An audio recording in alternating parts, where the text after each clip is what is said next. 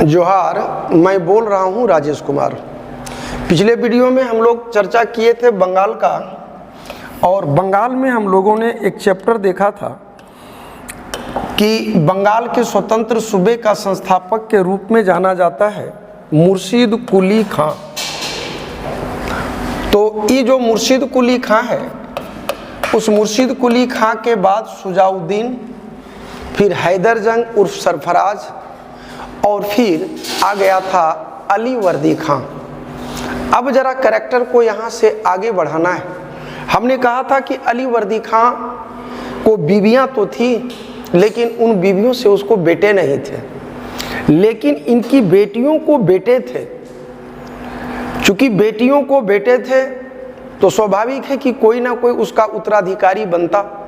तो उत्तराधिकारी किसको बनाया जाए? तो इसकी जितनी भी बेटियां थी और उन बेटियों को जो बेटे थे, मतलब कुल मिला के जो नाती था, उसी में से किसी एक को उत्तराधिकारी बनाना है। तो हर कोई चाह रहा है कि मेरे बेटे को उत्तराधिकारी घोषित कर दिया जाए। कारण यह था कि अगर उत्तराधिकारी हो जाएगा तो वो बंगाल की नवाब बनेगा उसका बेटा, और वो महिला राजमाता कहलाएगी। कहानी इसी जदोजहद की है, और उन्हीं परिस्थितियों में, क्योंकि राजा का पद एक है, तो अली वर्दी खां ने अपना उत्तराधिकारी घोषित किया, जिस कैरेक्टर को, उसी कैरेक्टर का नाम है सिराज उद दौला। कैरेक्टर का नाम हमने क्या कहा? सिराज उद दौला। तो आज चर्चा इसी सिराज उद दौला का है। ये जो सिराज उद दौला है यारा, ये महज 19 साल का बंदा है। ज़्यादा राजनीतिक उठापटक और छल कपट से कोसों दूर है, और इसका सेनापति जो है इसका फूफा है, और फूफा का नाम है मीर जाफर अली। ये वो बॉस मीर जाफर अली है जो इसका रिश्ते में फूफा भी है और ये इसका सेनापति भी है। अंदर से टॉप क्लास का कमीना है ये किसी भी कीमत पर मीर जाफर सिराजुद्दौला को बंगाल के नवाब के पद पर देखना नहीं चाहता। मैं पुनः दोहरा दूं कि अली वर्दी खां के नाती है सिराजुद्दौला, और सिराजुद्दौला का अपना फूफा है मीर जाफर जो सेनापति के पद पर है, और ये किसी भी कीमत पर सिराजुद्दौला को बंगाल के नवाब के पद पर देखना पसंद नहीं कर रहा है। ये षड्यंत्र रचता है। षड्यंत्र रचने में मोहरा किसको बनाता है? तो सिराजुद्दौला की एक मौसी है और उसका एक मौसेरा भाई है जिसका नाम है शौकत जंग। नाम है शौकत जंग। ये शौकत जंग पूर्णिया का नवाब है। ये शौकत जंग पूर्णिया का नवाब है। इसको कहा जाता है कि बेटा शौकत, तेरे अच्छे दिन आएंगे, तुम सत्ता पर आधिपत्य जमाओ, सिराजुद्दौला के खिलाफ जंग की तैयारी करो। चूंकि सेनापति मैं हूं, इसलिए सिराजुद्दौला के जो सैनिक जाएंगे वो मेरे नेतृत्व में जाएंगे, और जंग के मैदान में मैं एक भी गोला नहीं दागूंगा। और इस प्रकार सिराजुद्दौला की हार हो जाएगी, शौकत जंग की जीत हो जाएगी। ये पूरी बात ये मीर जाफर, शौकत जंग की माँ, इसकी माँ का नाम है घसीटी बेगम। दिमाग में रख लेना, माँ का नाम है घसीटी बेगम। ये घसीटी बेगम को ये पूरा प्रकरण, पूरा वाक्या को सुनाता है। घसीटी बेगम को भी लग गया कि मेरे भी अच्छे दिन आएंगे, हम राजमाता कहलाएंगे। तो इसको लगा कि पूर्णिया के नवाब से कई गुना बेहतर है कि मेरा बेटा बंगाल का नवाब बने और मैं बंगाल की राजमाता बन जाऊं। षड्यंत्र रचा जा रहा है। पूरी अंतःकरण से ये लोग, मतलब 3 कैरेक्टर, मीर जाफर अली, शौकत जंग, घसीटी बेगम, ये सब अंदर ही अंदर सिराजुद्दौला के खिलाफ है। अब इस बात की भनक सिराजुद्दौला को नहीं है। सिराजुद्दौला को इस बात की जानकारी नहीं है, और शौकत जंग बहुत ताकतवर इंसान भी नहीं है। परिणाम ये होता है कि जो शौकत जंग कैरेक्टर है, ये जंग की घोषणा करता है सिराजुद्दौला के खिलाफ। तो यारा सिराजुद्दौला को लगा कि शौकत जंग जैसे कैरेक्टर को पीटने के लिए, जंग के मैदान में शिकस्त देने के लिए हम अपने सेनापति मीर जाफर को क्यों भेजें? हो जाता है यहीं धोखा। इसको लगा था मीर जाफर को कि जंग होगा तो हमको भेजा जाएगा, लेकिन सिराजुद्दौला ने इसको नहीं भेजा और ये लड़ाई लड़ी गई जिस मैदान में, उसका नाम है मनिहारी का मैदान। ये मनिहारी के मैदान में शौकत जंग वर्सेस सिराजुद्दौला, ये दोनों के बीच जंग हुई, जिसमें सिराजुद्दौला ने अपनी सैनिक यूनिट के दूसरे यूनिट को भेज दिया कि जाओ जरा जाकर के देख लो, सलट दो। और जाता है सिराजुद्दौला के सैनिक यारा घसीटी बेगम को, शौकत जंग को सौके मार दिया, धर के कुच दिया, उसको जबरदस्त सोटाया। शौकत जंग मनिहारी के मैदान में कत्ल कर दिया जाता है। पकड़ी बेचारी घसीटी बेगम जाती है, इसको भी भाई लोग दम भर घसीटता है। तब घसीटी बेगम जो है टूटना आरंभ होती है और वो टूटते हुए ये कहती है कि सबसे बड़ा खिलाड़ी वो है जो तरह तरह का खेल है रचता। यहाँ तो सबसे बड़ा खिलाड़ी है कौन? मीर जाफर अली। ये पूरी प्रकरण को बतला देती है। घसीटी बेगम की संपत्ति जब्त कर ली जाती है। और अब बतलाओ तुम ही लोग कि सिराजुद्दौला जो कैरेक्टर है, ये सिराजुद्दौला जो बंगाल के नवाब के पद पर है, जब इस पूरे राज से पर्दा उठता है तो इसने मीर जाफर को बंगाल के नवाब के पद से इसको हटा दिया। और इस प्रकार बंगाल के नवाब के पद से जब मीर जाफर को हटा दिया गया तो मीर जाफर को बंगाल के नवाब से हटा दिए जाने के बाद ये बतलाओ पानी पी पी के मीर जाफर गरियाएगा कि नहीं सिराजुद्दौला को? अब मीर जाफर की तमन्ना यही है कि कोई आता सिराजुद्दौला को मारता तो हम उसको सहयोग करते। अभी इस कंसेप्ट को दिमाग में रख लेना। और इसने सिराजुद्दौला ने एक हिंदू को जिसका नाम था मीर मदन, क्या नाम हम बोले? मीर मदन, उसको इस पद पर बैठाता है। ध्यान रखना, सारा का पीडीएफ तुमको मिल जाएगा। पीडीएफ के लिए टेंशन मत लेना। मिशन 5000 में है, जो बहुत बड़ा मिशन नहीं है। थोड़ा सा कोऑपरेट कर देना, लाइक और सब्सक्राइब जरूर कर देना। तो ये जो सिराजुद्दौला है, ये सिराजुद्दौला जंग के मैदान में जब उलझा हुआ था तो इसके वित्त मंत्री नाम है कृष्ण वल्लभ और राज वल्लभ। कृष्ण वल्लभ और राज वल्लभ, कृष्ण वल्लभ और राज वल्लभ, ये दो कैरेक्टर ऐसे हैं जो जबरदस्त तरीके से पैसा चुराता है, खजाना खाली करता है, पैसा मारता है। लेकिन जब इन तमाम जंगों से उबर करके सिराजुद्दौला उबरता है तो कृष्ण वल्लभ और राज वल्लभ को बुलाता है कि खजाने का क्या स्थिति है, तुम हमें अवगत कराओ। तो ये खजाने की स्थिति जानता था कि मैंने पैसा इस गंदे तरीके से चुराया है कि अगर हम जरा सा भी बताने जाएंगे तो उस कंडीशन में हमारा पकड़ा जाना 100% तय है। उम्मीद कर सकते हैं कि मेरी पूरी बात तुम लोगों को समझ में आ रहा होगा। तो ये जो कैरेक्टर है कौन?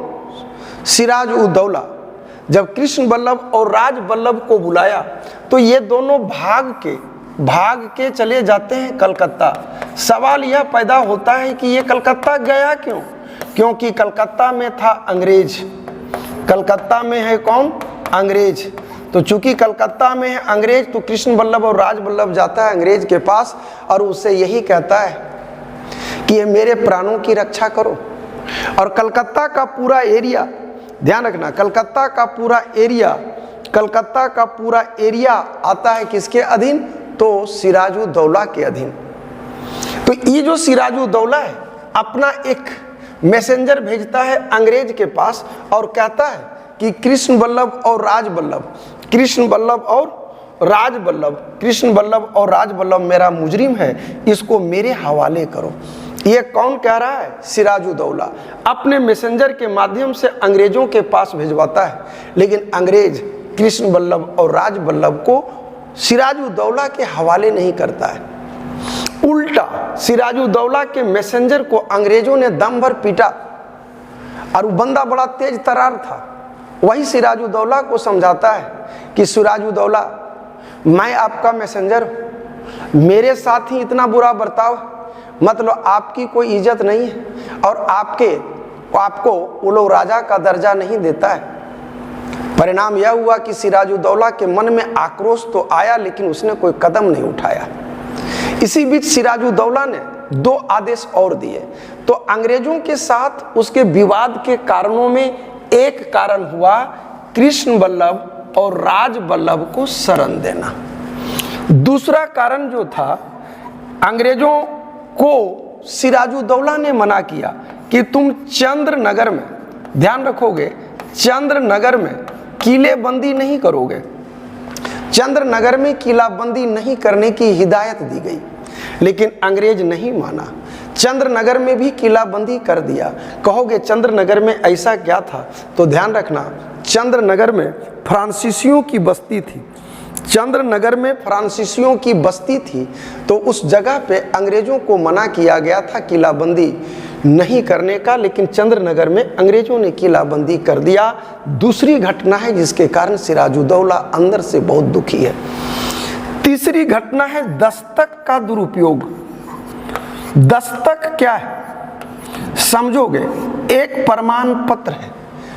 दस्तक एक प्रकार से प्रमाण पत्र है जो दिया जाता था भारतीय अंग्रेजों को, और अंग्रेज उस दस्तक को दिखा के, प्रमाण पत्र को दिखा करके वो लोग निःशुल्क व्यापार किया करते थे। लेकिन अंग्रेज कर क्या रहा था कि वो भारतीय व्यापारियों के हाथों में उसको बेच दे रहा था। तो अब भारतीय व्यापारी भी टैक्स नहीं देते, इसके कारण वित्तीय हानि जबरदस्त होती। सिराजुद्दौला अंदर से टूट चुका है अंग्रेजों के प्रति, उसके मन में आक्रोश पीक पर चरम रूप को छू चुका है। और इसी दरमियान सिराजुद्दौला ने आदेश अपने सैनिकों को दिया कि जाओ जाके अटैक कर दो। यारा दोपहर के बाद का समय है, सिराजुद्दौला के सैनिक जाते हैं, अंग्रेजों के सैनिक को धराशायी करते हैं। क्योंकि ज्यादातर सैनिक जो होशो हवास में थे, जो दारू वारू नहीं पिए हुए था, वो लोग भाग गया, और भाग के जिस द्वीप में वो लोग छिपा था, उस द्वीप का नाम है फुल्टा। ध्यान रखना, द्वीप का नाम है फुल्टा। फुल्टा द्वीप में, फुल्टा द्वीप में, फुल्टा द्वीप में वो लोग, फुल्टा द्वीप में वो लोग शरण लेता है। जो नहीं शराब पिए हुए था वो गंगा नदी का द्वीप फुल्टा में शरण लेता है, लेकिन जो पी के टाइट था वो लोग वहीं पकड़ा जाता है। और तभी सिराजुद्दौला के सैनिकों ने पूछा कि बताओ तुम्हारे साथ क्या बर्ताव किया जाए, मार दिया जाए कि छोड़ दिया जाए।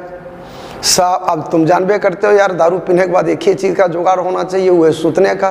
कहा कि हुजूर हमको सुतने का जगह दे दिया जाए। कहीं 18/20 लिखेगा, कहीं 14/20 लिखेगा, एक कमरा दे दिया गया और उसमें ठूस दिया गया भेड़ बकरी की तरह। कहीं 153 लिखेगा, कहीं 54 लिखेगा। कुल मिलाकर के रूम की क्षमता से कई टाइम से ज़्यादा थे सैनिक। और यहाँ घटना ये घटा कि जब दूसरे दिन शटर उठाया जा रहा तो ज़्यादातर विकेट जा चुके थे। 23 विकेट ऐसा था जो रन आउट के फेरा में था, मतलब बेहोशी के दौर में था। आउटपुट इनपुट यह हुआ कि इस प्रकार बंगाल में, इस प्रकार की जो घटना बंगाल में घटित हुई, सिराजुद्दौला के कालखंड में घटित हुई, इसी घटना को कहा जाता है ब्लैक हॉल की ट्रेजेडी, या इसी को कहते हैं काल कोठरी की त्रासदी। ब्लैक हॉल की ट्रेजेडी या काल कोठरी की त्रासदी इसी को कहा गया। और इसी का वर्णन करता है हालवेल। एक एक लाइन जो बोल रहे हैं बंदा, ये बेहद इंपॉर्टेंट है। हालवेल, हालवेल दिमाग में नहीं रहेगा तो हल बैल दिमाग में रखना, कॉल बैल दिमाग में रखना ना, लेकिन आंसर यही है कि काल कोठरी का वर्णन करता कौन है? तो हाल बैल। अब पूरे अंग्रेजों के लिए ये हड़कंप था, पूरे अंग्रेजों के लिए इस संदर्भ में हड़कंप है, क्योंकि पूरे प्रकरण में अंग्रेजों के पांव कलकत्ता की सरजमी से उठ रहा है। कलकत्ता की सरजमी से अंग्रेजों का उखड़ता ये पांव एक प्रकार से बड़ा ही बुरा संकेत था अंग्रेजों के लिए। तब अंग्रेजों ने क्या किया कि इस बात की सूचना, कलकत्ता जोन वालों ने इस बात की सूचना दिया, कलकत्ता जोन वालों ने इस बात की सूचना दिया, कलकत्ता जोन वालों ने इस बात की सूचना दिया। अंग्रेजों ने, कलकत्ता जोन के अंग्रेजों ने सूचना मद्रास जोन को दिया, और मद्रास जोन को इस बात की सूचना दी गई, मद्रास जोन को इस बात की सूचना दी गई कि आप हम लोगों को बंगाल में जो फंसे हैं इस बुरे दौर से, उसको उबारने के लिए कोई कदम उठाइए। यारा यहाँ पर होता क्या है कि कहाँ कलकत्ता है और कहाँ मद्रास है।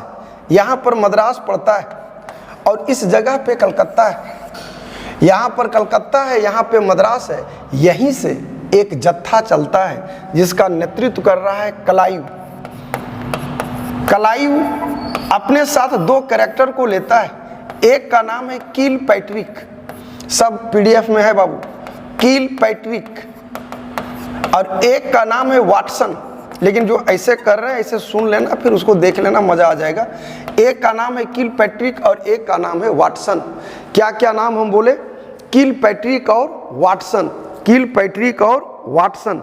किलपैट्रिक और वाटसन के साथ वो सीधा सीधी आता है कहाँ को? कलकत्ता को।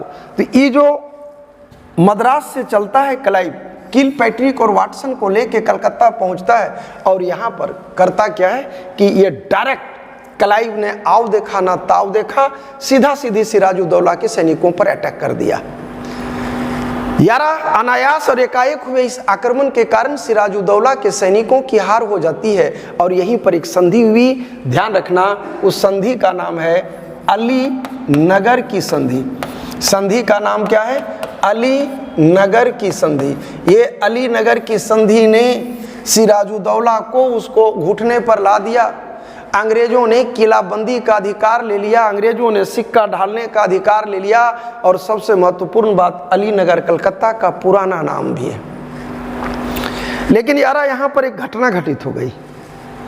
क्लाइव ने तो सिराजुद्दौला को हरा दिया, बात ठीक है।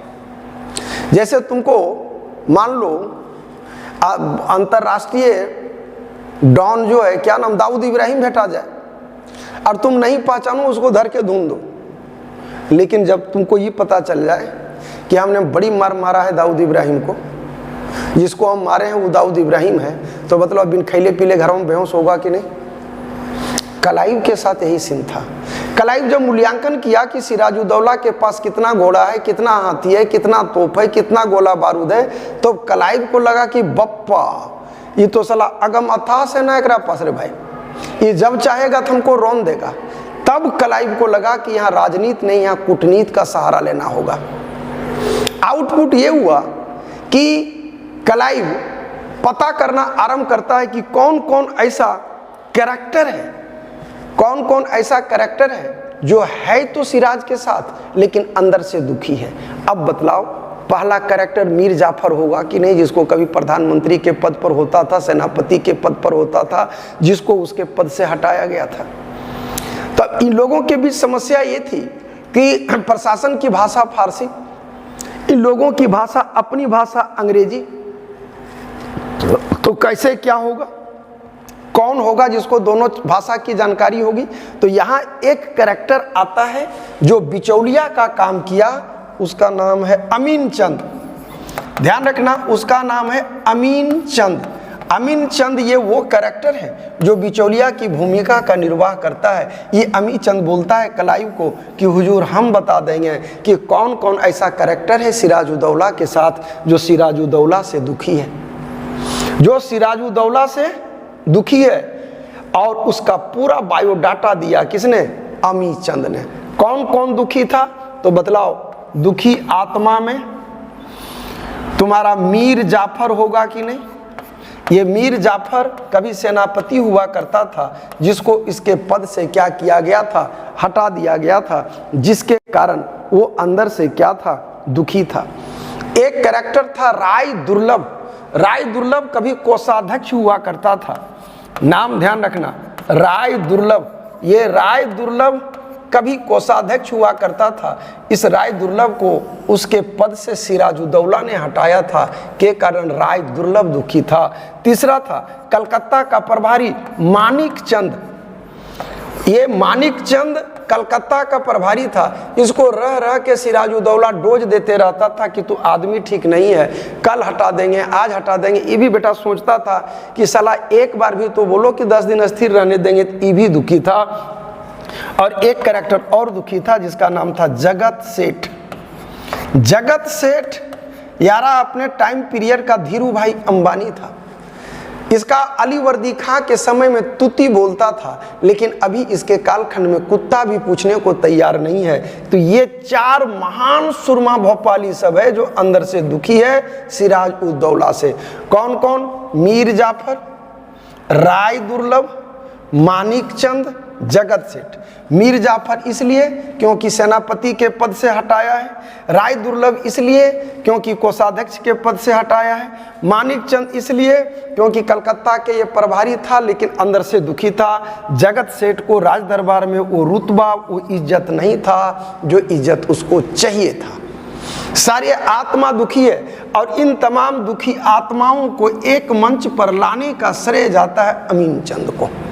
अमीन चंद कलाइव को के पास गया और कलाइव को कहा कि हुजूर हम सब कुछ बतलाने को तैयार हैं। तो कलाइव कहा कि सबको लेके आओ और इस तमाम गद्दारों को 5 जून 1757 को कलाइव के पास जाता है और कलाइव एक एक करके सबसे मिलता है, सबसे पूछता है तुमको क्या चाहिए। तो जगत सेठ कहा कि हुजूर हमारे अच्छे दिन लौटा दो, कभी राज दरबार में मेरी भी तुती बोलती थी, मेरी भी बात सुनी जाती थी, आज राज दरबार में कोई पूछने को नहीं है तो हमको हमारा वो रुतबा वापस दे दो। कलाइव कहा बेटा तथास्तु मिलेगा। मानिक चंद कहा कि हमको कलकत्ता का प्रभारी मस्त होके बना दीजिए, हमको कुछ लेना देना नहीं है। कलाई फिर कहा बेटा तथास्तु मिलेगा। राय दुर्लभ कोषाध्यक्ष के पद पर वित्त मंत्रालय चाहता था, इसको भी कहा तथास्तु तुमको मिलेगा। सब दुखी, सब गदगद है अंदर से कि हमारे अच्छे दिन आएंगे। फिर आ गया मीर जाफर। मीर जाफर कहा कि हमको फिर से सेनापति का पद दे दिया जाए। कलाइव कहा कि ना हम नहीं चाहते हैं कि सेनापति तुम बनो। तो मीर जाफर तो भकुआ गया, उसको लगा बप्पा ये क्या बोल रहा है। तो पूछा कि कलाइव आप ऐसा क्यों। तो कलाइव ने कहा कि हम नहीं चाहते हैं कि तुम बंगाल का सेनापति बनो, हम चाहते हैं कि तुम बंगाल का नवाब बनो। मीर जाफर कहा आई बप्पा, साला अंधरा को एक आंख चाहिए, यहाँ झकझका के 4 आंख देने को तैयार है। और इस प्रकार यहाँ जो ड्राफ्टिंग बनता है उस ड्राफ्टिंग के मुताबिक मीर जाफर को बंगाल के नवाब के पद का ऑफर दिया जाता है। ये हर किसी को कुछ ना कुछ मिला।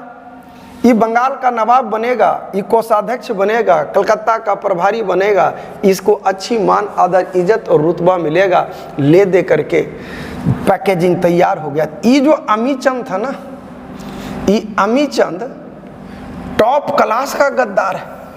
ये अमीचंद कलाइव को धमकाना शुरू किया कि अमीचंद कह रहा है कलाइव तुम भी गद्दार, ये लोग भी गद्दार, हम भी गद्दार, सबको कुछ न कुछ मिला, हमको तुम क्या दिया।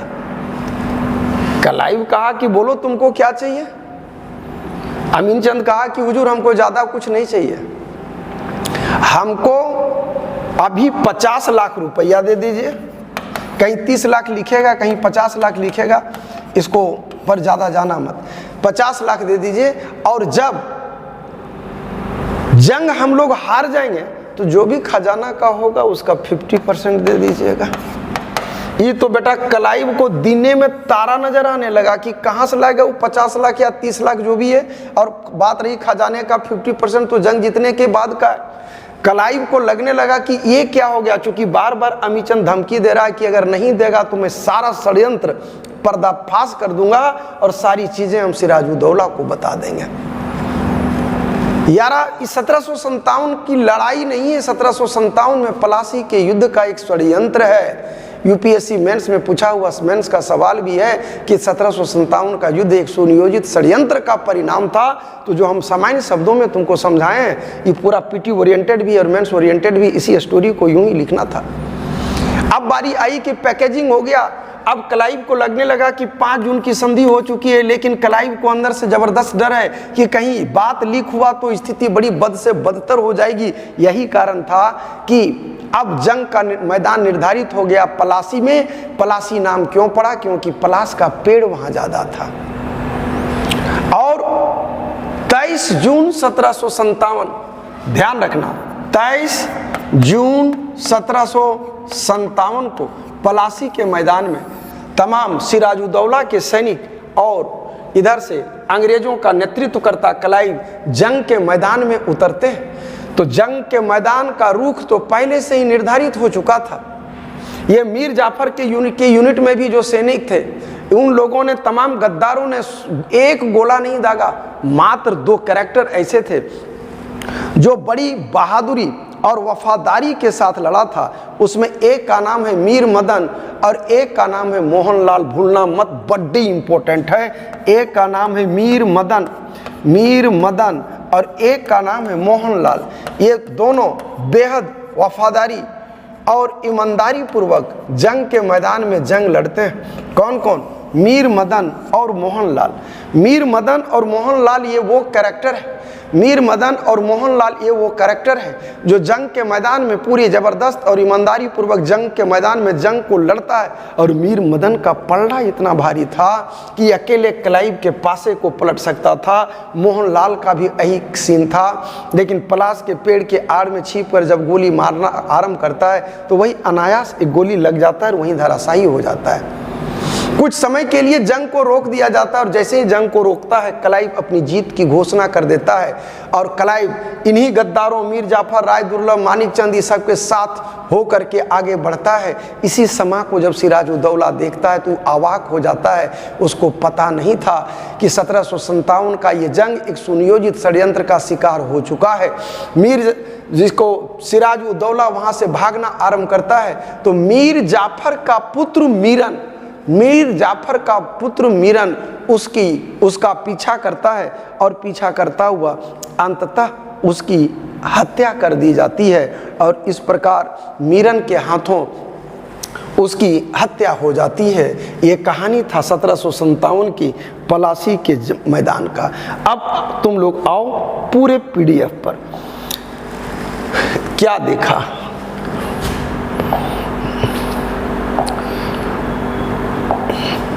तुम लोगों को हमने बतलाया था कि अली वर्दी खां ये वो कैरेक्टर है जो अली वर्दी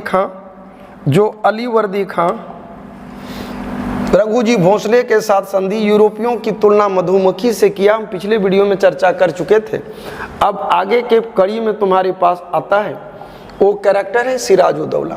इसके प्रारंभिक प्रतिद्वंदी में हमने बतलाया शौकत जंग है जो पूर्णिया का नवाब है, घसीटी बेगम है जो रिश्ते में मौसी है, शौकत जंग की माँ है, मीर जाफर अली है जो फूफा है लेकिन सैनिक का पद पर है। इन दोनों के बीच अभी हमने जंग की कहानी बतलाया। मनिहारी के मैदान में हारता है, शौकत जंग का कत्ल कर दिया जाता है, घसीटी बेगम से पूरे राज उगलवा लिए जाते हैं। और यहीं पर कृष्ण बल्लभ और राज बल्लभ की कहानी को बतलाया था। तो यही कारण था। देखो अंग्रेजों के से दुखी होने का कारण क्या था सिराजुद्दौला का? तो इसका मेन कारण था कृष्ण बल्लभ जो राजस्व का गबन किया था उसको अंग्रेजों के द्वारा शरण देना, घसीटी बेगम को अंग्रेजों के द्वारा समर्थन देना, दस्तक का दुरुपयोग किया जाना और चंद्रनगर में किलाबंदी करना। चंद्रनगर फ्रांसीसियों की बस्ती थी। उम्मीद है कि पूरी बात तुम लोगों को समझ में आ रहा होगा। सिराजुद्दौला द्वारा कासिम बाजार पर आक्रमण, अंग्रेज अधिकारी जो हमने कहा कि वही काल कोठरी की घटना का वर्णन है, दुखी था, फिर आक्रमण किया और अंग्रेज जो भाग सके भागे। वो गंगा नदी में एक द्वीप है फुल्टा, उसमें शरण लिया। इस पूरी घटना का वर्णन करता, ब्लैक हॉल की घटना का वर्णन करता हालवेल है। यहीं पर जो अलीनगर की संधि हुई तो अंग्रेजों ने बड़नगर के समीप किलाबंदी, सिराज के साथ लड़ाई, सिराज की हार का परिणाम हुआ अलीनगर की संधि। अलीनगर कलकत्ता का पुराना नाम है। क्लाइव ने चंद्रनगर पर अधिकार कर लिया जिससे फ्रांसीसी भय समाप्त हो गया। क्लाइव, चूंकि हमने कहा कि फ्रांसीसियों की बस्ती थी और अंग्रेज और फ्रांसीसी दोनों एक दूसरे के प्रतिद्वंदी थे। पलासी बंगाल में भागीरथी नदी के किनारे है। अब यही 1757 के जंग को हमने बतलाया कि अमीचंद बिचौलिया षड्यंत्र करता है। राय दुर्लभ कोषाध्यक्ष को लेके लिए मीर जाफर सेनापति को लेकर के जगत सेठ, ये जगत सेठ है, सबसे संपन्न बैंकर हुआ करता था, मानिक चंद कलकत्ता का प्रभारी।